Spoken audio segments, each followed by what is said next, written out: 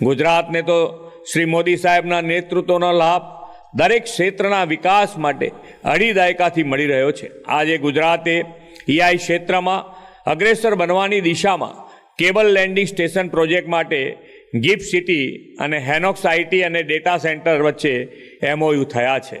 આના કારણે Gujarat હાઇપરસ્કેલ એન્ટરપ્રાઇઝિંગ data centre માટે પસંદગીનું સ્થળ બનશે.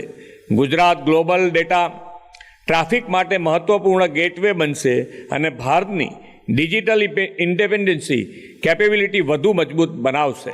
ક્લાઉડ સર્વિસ, હાઇપરસ્કેલ ડેટા સેન્ટર અને ડિજિટલ પ્લેટફોર્મ્સમાં આંતરરાષ્ટ્રીય રોકાણમાં પણ વધારો થશે.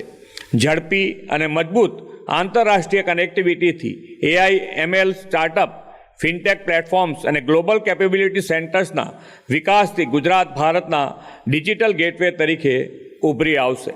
વડાપ્રધાનશ્રીના વિઝન અનુસાર રાજ્ય સરકાર એઆઈને ખૂબ પ્રોત્સાહન આપી રહી છે. આવનાર દિવસોમાં એઆઈ અને ખાસ કરીને એઆઈ ઇન ગવર્નન્સ અપનાવવાનું છે. એ માટે એઆઈ ટાસ્ક ફોર્સની રચના કરી છે અને રાજ્યના તમામ વિભાગો માટે ગુજરાત યુનિફાઈડ ડિજિટલ સ્ટેક તૈયાર કરવા જઈ રહ્યા છે. તેના કારણે નાગરિકોને તમામ સેવાઓ એક જ પ્લેટફોર્મ પરથી મળતી થશે. વિભાગો વચ્ચે ડેટા શેરિંગ ઝડપી અને સરળ બનશે અને યોજનાઓના આઉટકમનું રિયલ ટાઈમ એનાલિસિસ થઈ શકશે. એઆઈના સુચારુ ઉપયોગ માટે GPU ઇન્ફ્રાસ્ટ્રક્ચર વિકાસના કારણે રાજ્યના એઆઈના ડેટા સુરક્ષિત રહેશે.